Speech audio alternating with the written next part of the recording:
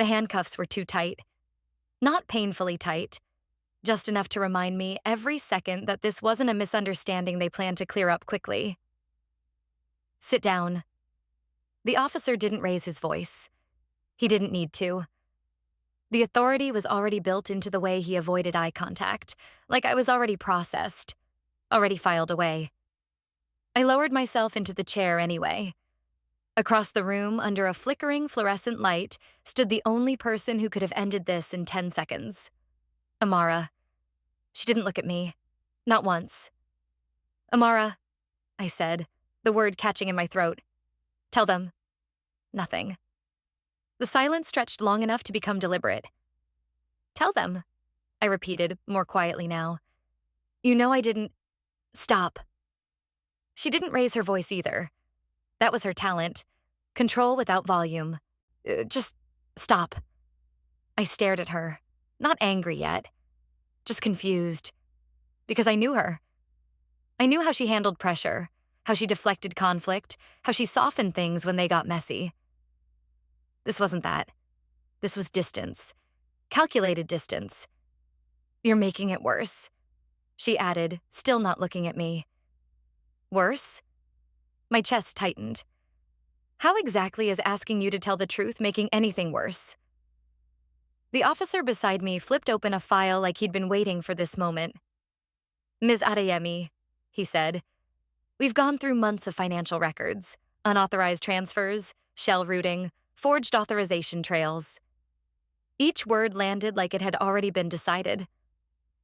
There has to be a mistake, I said, forcing calm into my voice. Run it again. Check access logs. It wasn't the only one. You had primary control. So did she. The officer didn't even glance at Amara. She's cooperating. Cooperating. The word echoed. I turned fully toward her. Cooperating with what? Finally, she looked at me. And I wish she hadn't. Because there was no panic in her eyes. No confusion. Just resolution. You've been under pressure, she said, measured, careful. You started moving money in ways that didn't align with our structure. I blinked. That's not what happened. I tried to talk to you. No, you didn't. I did, she insisted, still calm. You just weren't listening. A sharp, hollow laugh escaped me before I could stop it. You're rewriting this in real time. I'm telling them what I observed. What you observed? I leaned forward, ignoring the officer's shift beside me. You were there. You approved half those transfers. That's not accurate. It is accurate. Silence again. Heavy. Then she said the thing that changed everything. If that's the version you need to hold on to, I understand. Version. Not truth. Version. And just like that, something inside me stopped reaching for her. Not snapped. Not shattered. Just withdrew. Like a hand pulled slowly away from a flame after realizing it had been burning longer than it thought.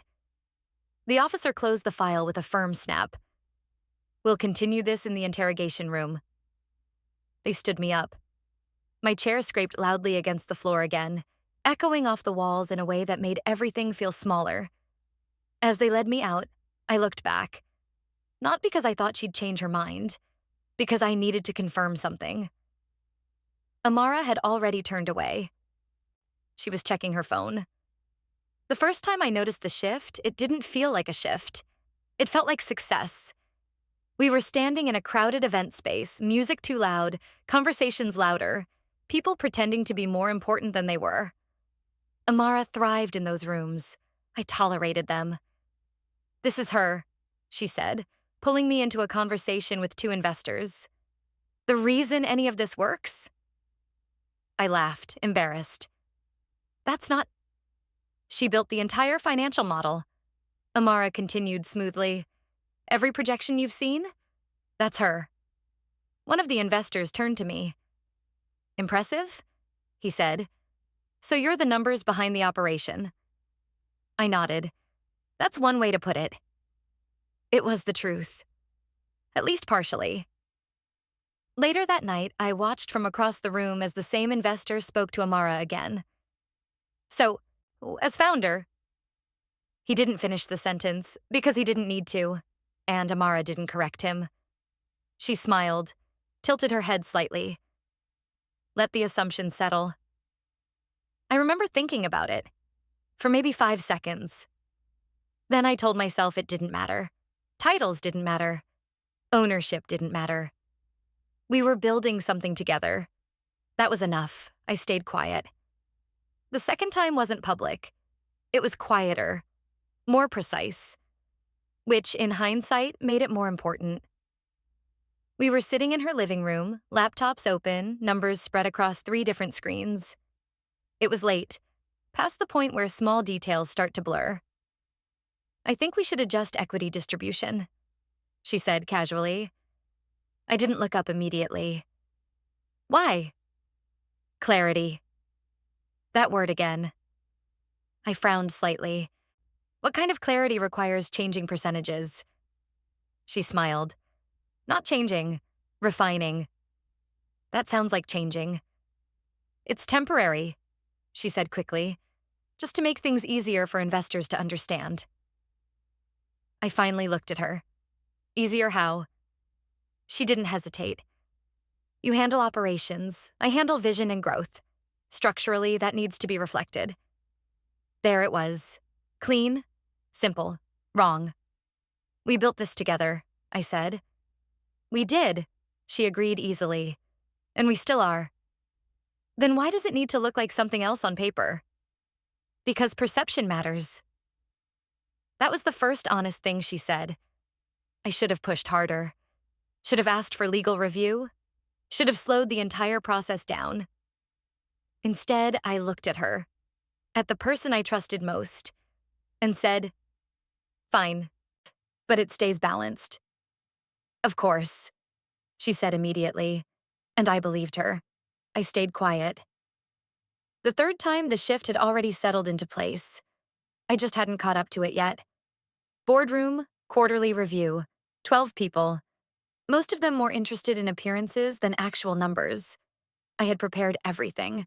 Every chart, every projection, every risk scenario. When the questions started, they came to me. Can you walk us through the variance in Q2? I opened my mouth. Amara answered. Absolutely, she said smoothly. We saw a temporary dip due to market adjustments, but our recovery strategy is already in motion. Recovery strategy I designed. Operational efficiency has improved significantly, she continued. We've optimized internal workflows. Workflows I rebuilt from scratch. I sat there, listening, watching, waiting for a pause where I could step in. It never came. After the meeting, someone shook her hand. Brilliant leadership, he said. She smiled. Thank you. Didn't look at me, didn't mention me, didn't correct him. That was when something small inside me tightened. Not enough to act, just enough to notice. I stayed quiet. The fourth time was different. Because I didn't stay quiet immediately. It was late again. Always late when the truth starts slipping through. We were reviewing transaction logs. Routine. Until it wasn't. This transfer, I said, pointing at the screen. Why is it routed through a secondary account? She barely glanced at it. Temporary routing. That's not standard. It's efficient. It's risky. She leaned back, exhaling slowly. You're overanalyzing. I'm doing my job. Her eyes lifted to mine, and something in them had changed. Not hostility. Something colder. When did you start questioning everything I do? When things stopped making sense. Silence. Then a small smile, the kind that doesn't reach the eyes. You're tired, she said. You should get some rest. That wasn't an answer, and for a moment I almost pushed. Almost. But exhaustion won. Trust filled the gap. I closed the laptop. Fine, I said. I'll review it tomorrow. She nodded. Good. I didn't realize it then. But that was the moment I stopped being involved in decisions that mattered. Not suddenly. Gradually. Quietly. Effectively. Back in the interrogation room, the silence felt different. Not heavy. Not suffocating. Just still. The detective sat across from me, flipping through the file like he'd already memorized it. "You don't look like someone who panics easily," he said. "I don't," I replied. "Then why are you here?" "Because someone needed me to be." He paused. That answer didn't fit neatly into his expectations. "Your partner says you've been acting erratically," he said. "She would." "You disagree?" "I think she's being very careful with her wording." He leaned forward slightly. "That's an interesting choice of words. I've learned to listen to how people say things, not just what they say." "And what is she saying?" I held his gaze. "That she's building distance." "From what?" "From me." "Why would she need to do that?" I didn't answer immediately, because this was the part that mattered. The part where I could either sound defensive or precise. "She's positioning herself," I said finally. "For what?" I tilted my head slightly. That's what you should be asking her." He studied me. Longer this time. Then he closed the file slowly. "You understand how this looks," he said. "Yes. On paper, this is clean. Organized. Intentional." "I know." "And you're saying you didn't do any of it." "I'm saying," I replied carefully, "that the person who did it understood exactly how to make it look like I did." Silence. Then, "Do you have proof?" I didn't answer right away. Because the truth was, yes. Not all of it. Not yet. But enough. Enough to know this wasn't a mistake. Enough to know this wasn't panic. Enough to know this had been planned. Slowly, deliberately, over time. I leaned back in the chair, and for the first time since the handcuffs clicked around my wrists, I felt something solid settle into place. Not fear, not anger, something sharper. Clarity. "I need access to my records," I said. "That's not how this works." "It will be," I replied, calm now. "If you want the full picture." He watched me carefully, weighing something. Then he stood. "We'll see," he said. The door opened, then closed again. And just like that, I was alone, but not lost, not confused, not anymore. Because now, I understood something I hadn't allowed myself to admit before. This wasn't sudden. It wasn't accidental. And it definitely wasn't over. They thought I was reacting. They thought I was behind. They thought I was already contained. I folded my hands in front of me, steady now, and let the thought settle completely. They have no idea what I've been keeping track of. The first night in holding didn't feel real. Not because it was dramatic. There was nothing dramatic about it. The room was too plain for that. A narrow bench. A dull hum from overhead lighting. The quiet shuffle of people who had already accepted where they were. What didn't feel real was how quickly everything had rearranged itself. 12 hours earlier, I had been reviewing projections. Now I was being processed. "Sit there," the officer said, gesturing to the bench. I sat. No one spoke to me. No one needed to. The label had already been applied. Fraud. It changed the way people looked at you, even when they tried not to. I leaned back against the cold wall, closed my eyes for a moment, and forced my breathing to slow. Panic would be easy. Panic would also be useless, because something wasn't lining up. And the more I replayed the last few months, the clearer that became. This wasn't a sudden accusation. It was structured, layered, prepared. And the worst part? Oh, I had seen pieces of it. I just hadn't put them together. "You need to call a lawyer." The voice came from my left. I turned. A woman, mid-30s maybe, sat a few feet away, watching me with the quiet familiarity of someone who'd spent more time in places like this than I had. I will, I said. You look like you still think this is a misunderstanding, she added. I didn't answer. She nodded slightly. Yeah, she said. That fades. I didn't do what they're saying. They all say that. I'm not they.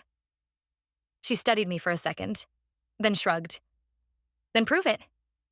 Simple. Blunt. True. I looked away. Because proving it meant more than just defending myself.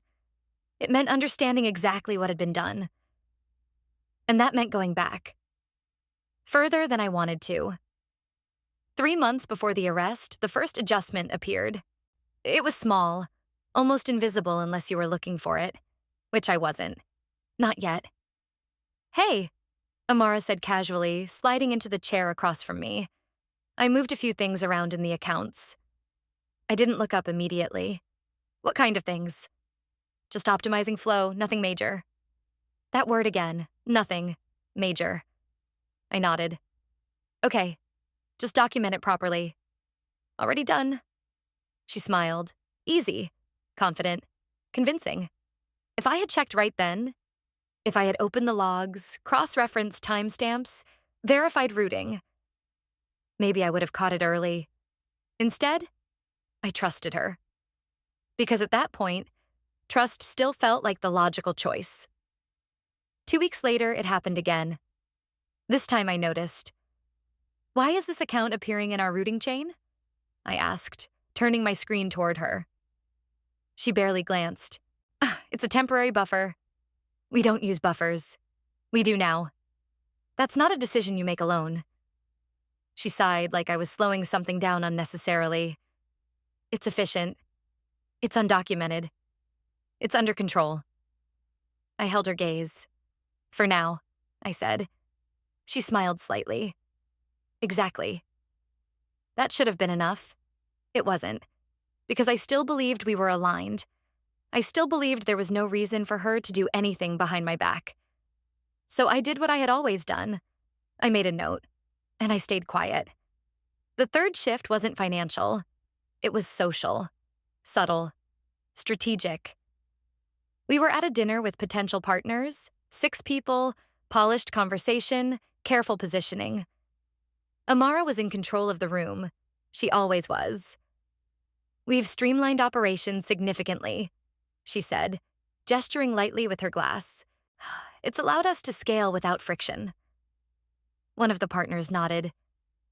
And your team handles that? She paused. Just long enough. Primarily, yes.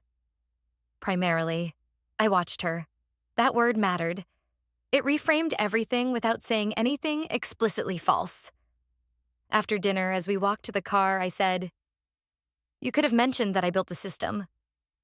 I did, she replied. No, you implied it. She shrugged. It's the same thing. It's not. She stopped walking, turning to face me. Why does it matter? I stared at her. Because accuracy matters. Perception matters more. There it was again. Perception. Not truth, not clarity. Perception. And for the first time, I felt it clearly. We were not playing the same game. Back in the holding room, I opened my eyes. The woman beside me had fallen asleep. The hum of the lights felt louder now. Or maybe everything else had just gone quiet enough for me to notice it. I leaned forward, elbows on my knees, and ran through the timeline again. Small changes. Gradual shifts. Nothing explosive. Nothing obvious. Which was exactly why it worked. Because no single moment felt like betrayal. Each one was just explainable enough. Until they weren't. The next morning, they moved me. Processing, questions, paperwork. Then back into a smaller room. Different from the interrogation room. Less formal, more procedural. An officer handed me a cup of water. Your lawyer will be here soon. I nodded. Thank you. He hesitated, then said, For what it's worth, cases like this don't usually come together this clean. Clean. There it was again. I looked up at him. What do you mean? He shrugged. Paper trail. Timing. Access logs. It all lines up. Of course it did. That was the point. Almost like it was built that way, I said. He didn't respond, but he didn't disagree either. My lawyer arrived 40 minutes later. Daniel, mid-40s, composed, the kind of presence that didn't waste energy on unnecessary reassurance. He sat across from me, placed a folder on the table, and said, "Walk me through everything." No sympathy, no dramatics. Good. I did. Concise, precise, no emotional detours. When I finished, he nodded once. Okay. That's it? I asked. That's a lot, he said. You just didn't say it dramatically. I'm not interested in dramatic. Good, he replied, because this isn't a dramatic case. It's a structural one. I leaned back slightly. Meaning? Meaning, he said, opening the folder. Whoever did this didn't just move money. They built a narrative. He slid a document toward me. Look at the timestamps. I scanned them. Transfers, authorizations, adjustments, all tied to my login, my credentials, my access points. It's consistent, I said. Exactly, he replied. Too consistent. I looked up. What does that mean? It means real behavior isn't this clean, he said. People make mistakes, patterns break, timing varies. And this doesn't? This is controlled. A slow, steady realization settled deeper. Yes, I said quietly. It is. He watched me. You're not surprised. No. That's good, he said, because we're going to need that. I folded my hands. What are our options? He didn't hesitate. We don't defend immediately. That caught me off guard. What? We observe first, he said. Let them present. Let them feel confident. And in the meantime, we build. I held his gaze. For what? He closed the folder. For reversal. Later that day, they brought me back into the interrogation room. The same one, same table, same chair. But it felt different now. Not because anything had changed externally, because I had. The detective walked in, file in hand. He sat, studied me briefly. You look calmer, he said. I am. That's unusual. Only if you expect panic. He almost smiled again. Almost. Your lawyer's advising you well. He's advising me to listen. And what are you hearing? I tilted my head slightly. That your case is very neat. He leaned back. It is. Too neat. Silence. A small shift in his expression. Not enough for most people to notice. Enough for me.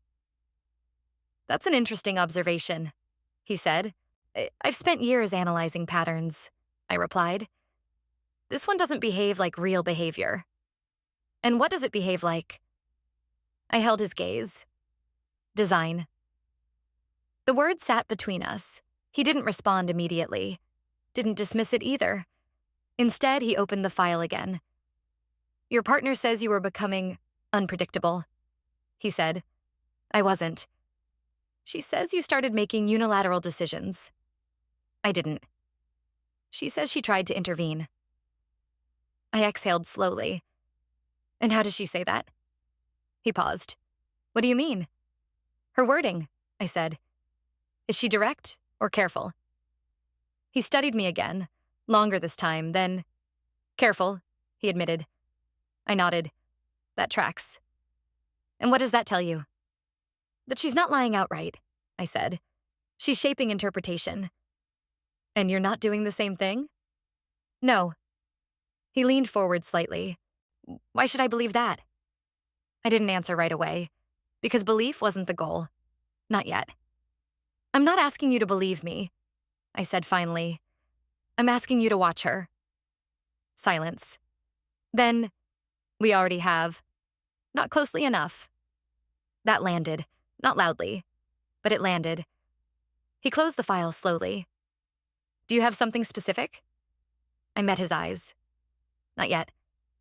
That wasn't entirely true, but it was true enough. And when you do, I'll show you. He stood. Until then, he said, you're still the primary suspect. I know. He paused at the door, then added almost casually, if you're right. I didn't move. This won't stay clean for long. The door closed behind him, and for the first time, I allowed myself a small, controlled breath, because the cracks weren't visible yet. But they were there. I had seen them, felt them, missed them, and now I was going to map every single one.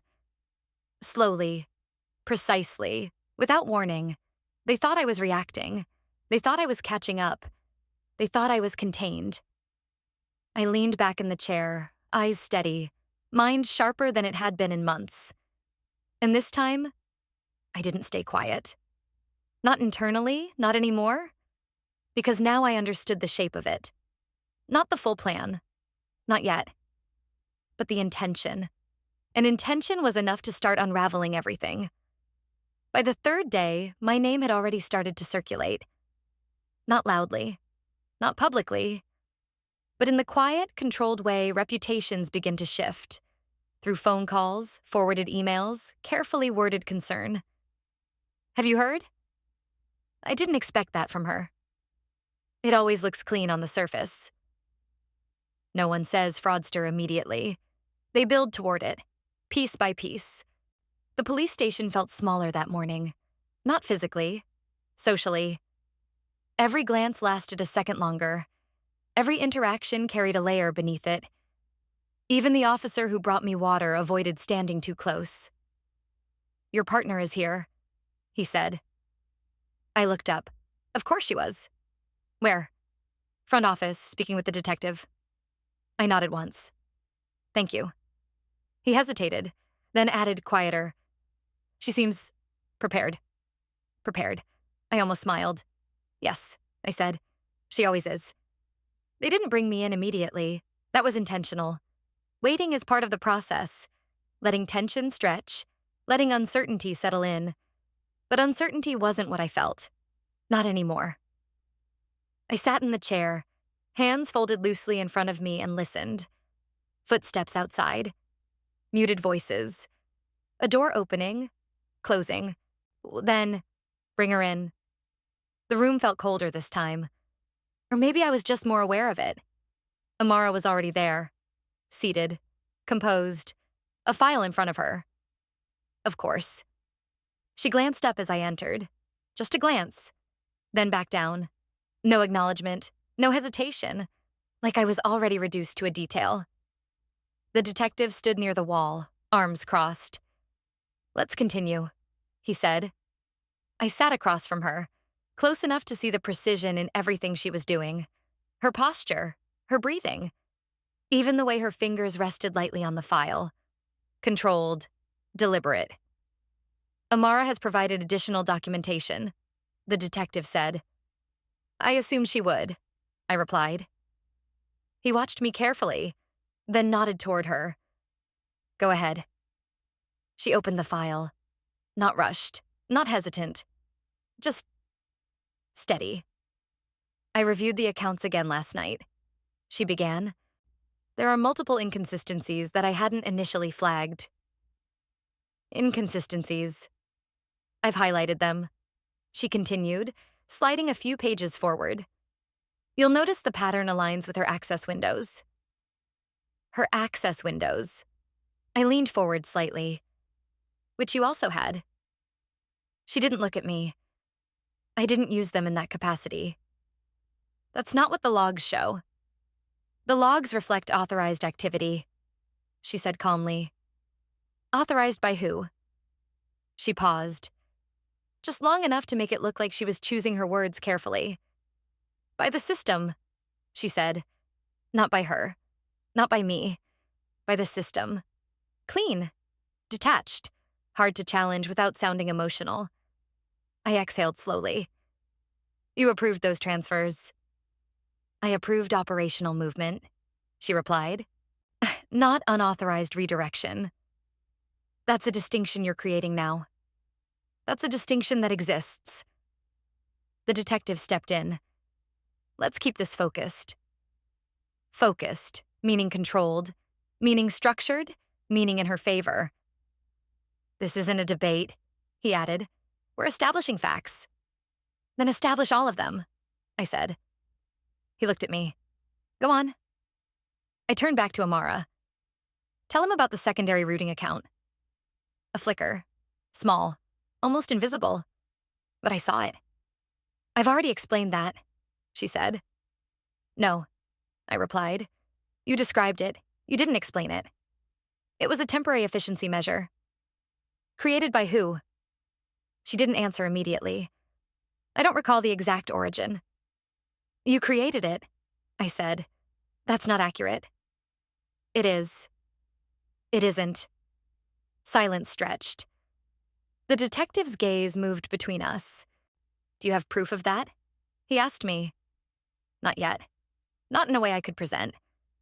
So I did the only thing that mattered right now. I will, I said. That landed differently. Not defensive, not reactive, just certain. Amara finally looked at me fully, and for the first time, there was something there. Not fear, not yet, but awareness. The rest of the conversation followed the same pattern. She presented, I challenged. She refined, I narrowed. But she was good. Careful. Never overcommitting. Never contradicting herself directly. Every statement designed to sound reasonable, measured, believable, and slowly. I could feel it. The shift. Not in me, in the room. The detective was listening, but he wasn't leaning toward me. Not yet. Because she wasn't making mistakes. She wasn't pushing too far. She was letting the structure do the work. And that was the most dangerous kind of control. Let's take a break, the detective said finally. Amara closed her file. Calm, composed, like she had just finished a routine meeting, not dismantled someone's credibility. She stood, and for a second, just a second, we were close enough that no one else could hear. You should have stayed quiet, she said softly. I didn't react, didn't move, didn't even blink. Why? I asked. Her lips curved slightly. Because now you're making it harder for yourself. I held her gaze.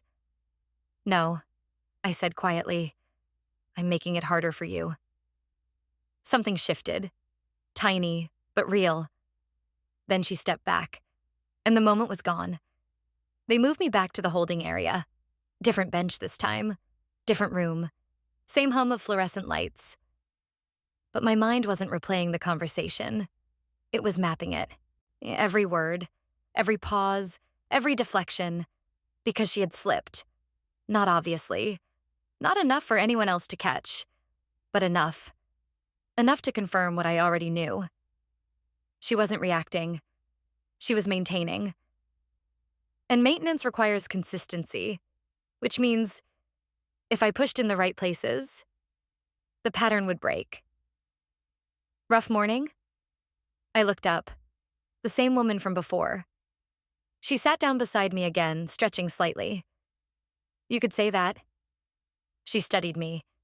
You don't look defeated. I'm not. That's rare. I don't have time to be. She nodded slowly. Then you've got something. I didn't answer, because saying it out loud would make it real too soon, and I wasn't ready for that. Not yet. Later that afternoon, Daniel returned. He sat across from me, reading my expression before I said anything. She's tightening the narrative, I said. He nodded. I expected that. She's careful. I expected that too. I leaned forward. She slipped. That got his attention. Where? Secondary routing account, I said. She didn't deny involvement. She avoided origin. He was already writing. Good, he said. That's a pressure point. She's also relying heavily on system authorization language. Meaning? She's distancing herself from direct action. He looked up, which means if we prove manual initiation, it collapses, I finished. He nodded slowly. Exactly. Silence. Then, what do you need? I asked. He didn't hesitate. Time. I don't have much of that. You have enough, he said, because she's not done yet. I frowned slightly. What do you mean? She's still building, he said. People who plan like this don't stop halfway. I leaned back. She thinks this is controlled. She needs it to feel that way, he replied. And if it doesn't? He met my gaze. Then she makes mistakes. That night, I didn't try to sleep. There was no point. Instead, I sat on the edge of the bench, elbows on my knees, and let everything settle into place. The timeline, the shifts, the language, the structure, and beneath all of it, the intention. This wasn't about money. Not entirely. It was about position, control, ownership, and removal. Clean removal. Of me. From everything we built. And the more I thought about it, the clearer it became. She hadn't just planned this. She had expected me to react a certain way. Panic, defensiveness, emotional collapse, confusion.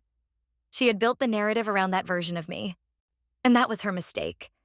Because that version didn't exist. Not anymore. The next morning, they brought me back into the interrogation room. Again, same setup, same table. But this time, something was different. Not in the room. In me. The detective entered, file in hand, but he didn't sit immediately.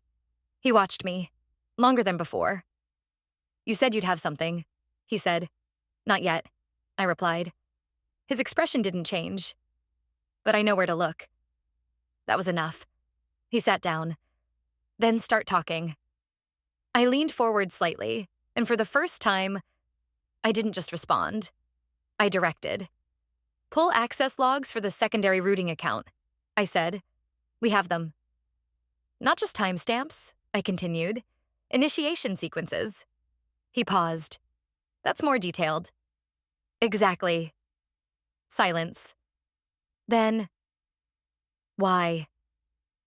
I held his gaze. Because whoever set that up didn't expect anyone to look that closely. And you think that leads somewhere? I know it does. He studied me. Then slowly, he nodded. All right, he said. And just like that, the direction shifted. Not dramatically, not obviously, but enough. Enough to change the trajectory. As he stood to leave, he paused at the door, then said, If you're wrong, I'm not. A beat, then, we'll see. The door closed, and for the first time since the arrest, I allowed myself something I hadn't yet. Not hope, not relief. Something quieter, something sharper. Momentum. Because the structure she built was strong, but it wasn't perfect. And I didn't need perfect.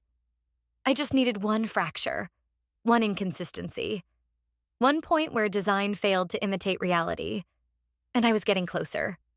Slowly, precisely, without rushing, without reacting, without warning, because she thought she was ahead.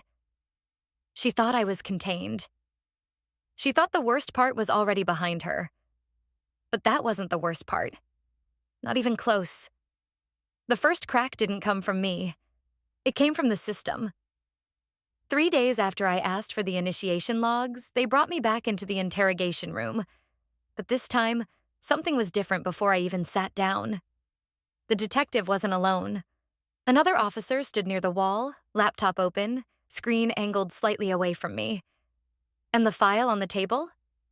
It was thicker. Not dramatically. Just enough. Sit, the detective said. I did. He didn't open the file immediately.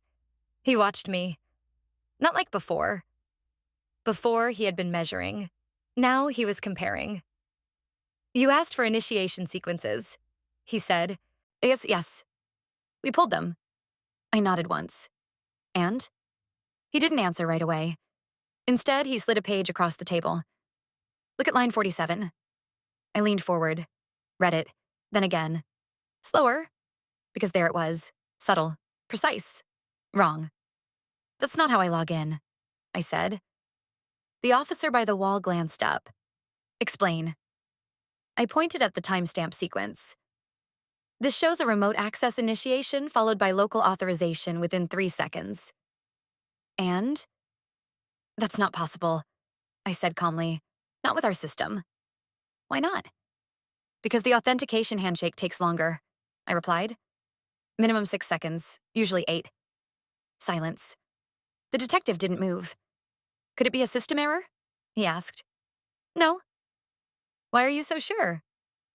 Because I designed the timing parameters. That landed. Not loudly, but solidly. The officer at the wall turned the laptop slightly. Show me, the detective said. I stood, walked over, and pointed. Here, I said. This sequence repeats. Click, another log, same pattern, 3 seconds. Again, and again. That's not behavior, I said quietly. That's replication. Silence filled the room. Not heavy, not tense, focused. The kind of silence that comes when something finally doesn't fit. Sit down, the detective said. I returned to my chair. Slowly, controlled, no reaction, no satisfaction. Not yet. He flipped through the file again, faster this time. Looking, not just reading. Why would someone replicate this pattern? He asked. To make it look consistent, I said. And why is that a problem? Because real behavior isn't consistent, I replied. It varies. It breaks. It slips. And this doesn't. No, I said. This was built to look clean. He leaned back, eyes narrowing slightly. And who would know how to build something like that? I held his gaze. You already know the answer to that. He didn't respond, but he didn't dismiss it either. 2 hours later, they brought her in again. This time, she noticed the difference immediately. Not in me. In the room, the extra file, the second officer, the laptop. She sat down slower than before, not hesitant, just aware. Is something wrong? She asked, calm but sharper than usual. The detective didn't answer directly. We have a few additional questions. She nodded. Of course. Still composed, still controlled, still playing the role perfectly. He slid the same page toward her. Can you explain this sequence? She glanced at it. Briefly, then back up. It reflects system access. Specifically? Remote initiation followed by authorization. In 3 seconds? A pause. Small, almost invisible. But there. I'd need to review the system parameters, she said. I didn't move, didn't react, just watched. You worked closely with the system, correct? The detective asked. Yes. And you approved these routing structures? I approved operational frameworks. Did you design any of them? Another pause, slightly longer this time. Not directly, she said. That was new. Before, she had implied involvement. Now, distance, subtle, but clear. Who did? He asked. She shifted slightly in her chair. Our internal processes were collaborative. That's not an answer. It's the accurate one. Silence. The detective tapped the page lightly. Walk me through how this sequence happens in 3 seconds. She looked at it again, longer this time. Then, I'd need to verify. I leaned back slightly. Still quiet, still invisible in the conversation. But I could feel it. The shift. Not dramatic, not explosive. Just enough. Enough to create friction. Let's simplify, the detective said. Can this sequence happen naturally? She hesitated. And that hesitation, that was the first real break. I don't have enough information to say definitively. That wasn't her style. Her style was certainty, control, clarity, This was none of those. Ms. Adeyemi seems confident it can't, he added. She didn't look at me. Then she should provide technical documentation, she said. I will, I replied calmly. That was the first time I spoke since she entered. And it landed. Because I didn't sound defensive. I didn't sound reactive. I sounded prepared. After the session, they separated us again. Different rooms, different timelines. But the damage was already done. Not to her case, not yet, but to its structure. Because now, there was a question. And once a question exists, control starts to slip. Daniel arrived that evening. He didn't sit immediately, didn't open his folder. He just looked at me. You found it, he said. I nodded. She didn't expect that level of scrutiny. No, he agreed. She expected behavioral defense, not structural analysis. I leaned forward. She's adjusting. She has to, he said, which means she's off her original script. And that creates inconsistency. Exactly. Silence, then. What's next? I asked. He finally sat down, opened the folder. Now we push, he said. Where? He flipped to a new page. Authorization keys. I frowned slightly. Explain. If the sequence is replicated, he said, then the initiation source matters. I felt it immediately. Yes, I said, because replication still needs origin. And origin leaves trace. I leaned back. Even if it's masked? Especially if it's masked, he replied. A slow, steady realization settled. She didn't just build the pattern, I said. She built access around it. And access is harder to fake perfectly. He nodded. Exactly. The next morning, I didn't wait to be asked. When the detective entered, I spoke first. Pull authorization key logs, I said. He paused. You're getting comfortable giving directions. I'm getting accurate, I replied. A small shift in his expression.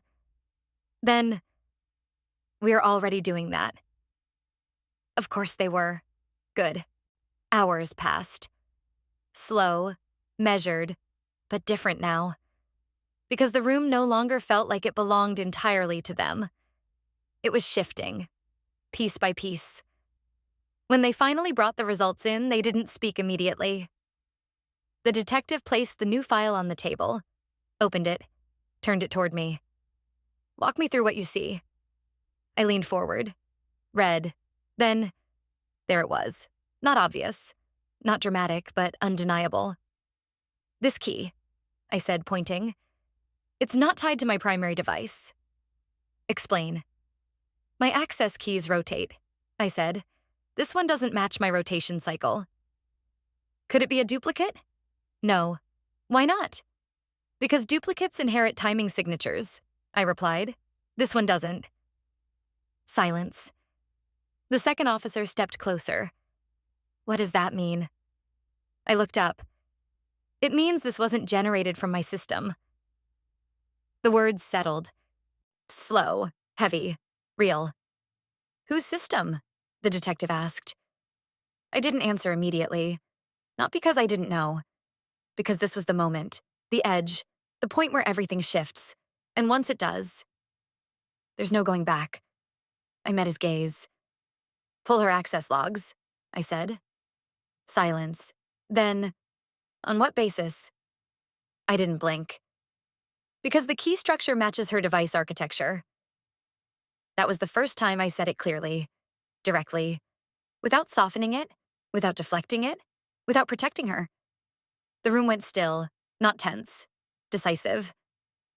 The detective closed the file slowly, then stood. We'll verify that, he said. I nodded. You should. He paused at the door. Then, if this holds... I didn't respond.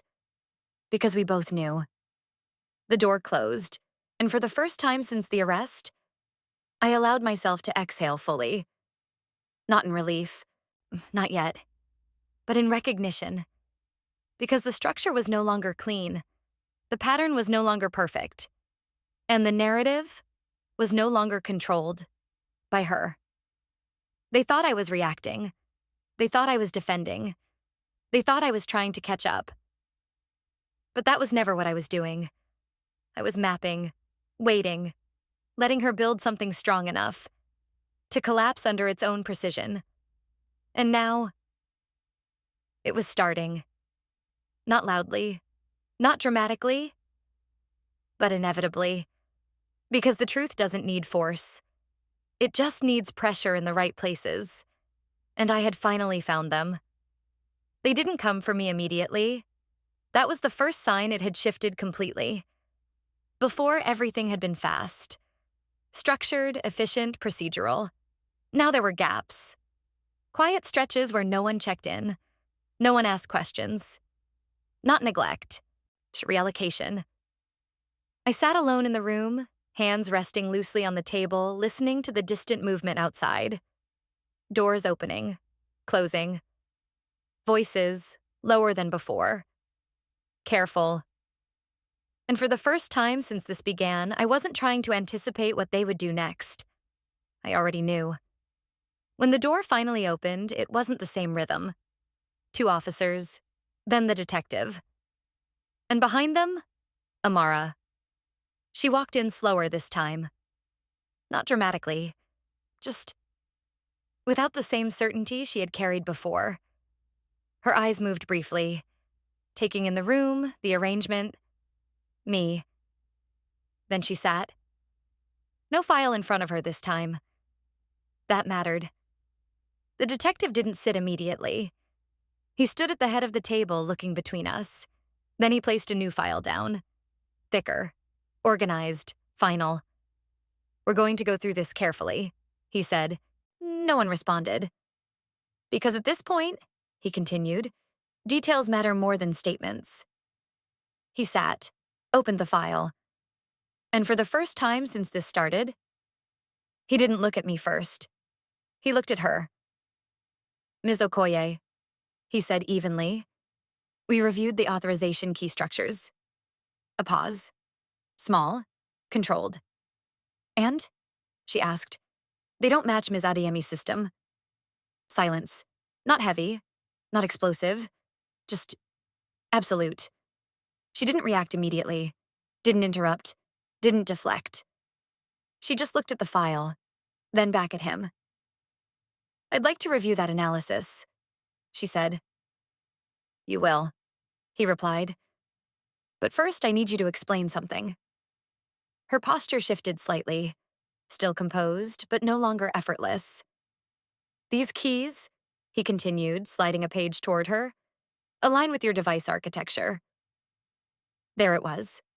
Clean, direct, unavoidable. She glanced down. Longer this time. Actually reading. Actually processing. Then, "That's not conclusive," she said. It was the first time she sounded like she was responding instead of leading. "On its own?" the detective agreed. "No." He turned another page. "But combined with initiation timing inconsistencies?" Another page. "And routing origin traces?" Another. "It becomes very specific." Silence stretched. I didn't move, didn't speak, didn't even shift in my seat. Because this wasn't my moment to push. This was her moment to realize.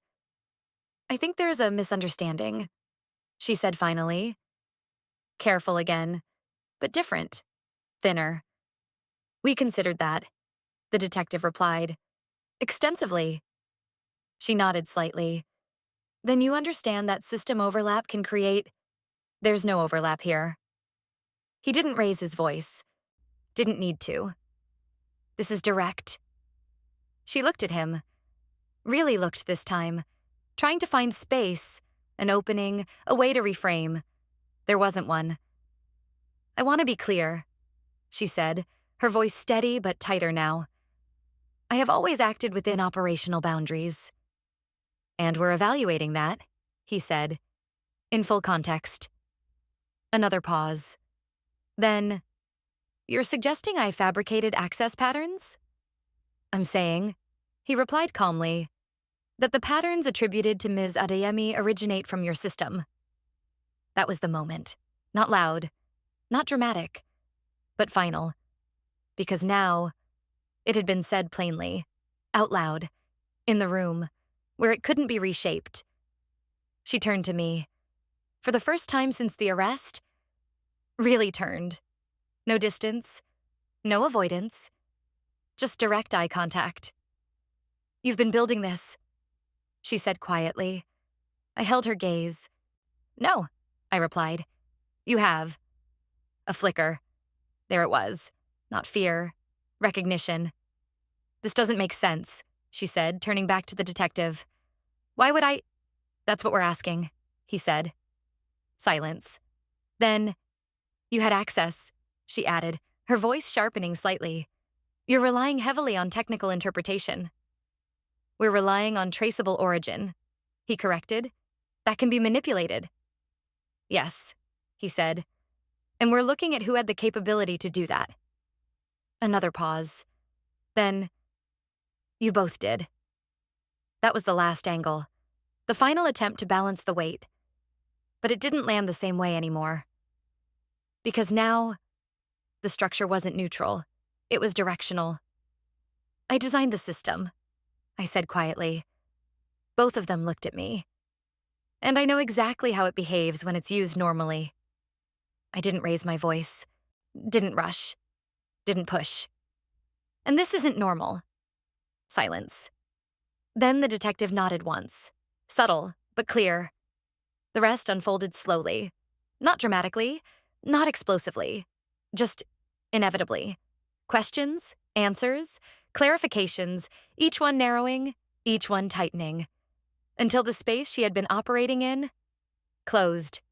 Completely. At some point, she stopped trying to lead the conversation, stopped shaping, stopped refining, and started reacting. Small things, delayed responses, slight contradictions, nothing obvious, nothing theatrical, but enough. Enough for people who knew what they were looking at. Did you create the secondary routing account? The detective asked. A pause. Yes, she said. That was new. And why wasn't that documented clearly?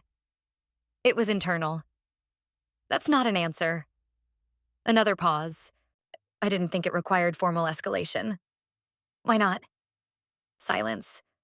Because now, every answer created another question, and she knew it. Did you initiate these transfers? No. Did you authorize them? I approved operational movement. That's not what I asked. A longer pause. Then, I didn't redirect funds.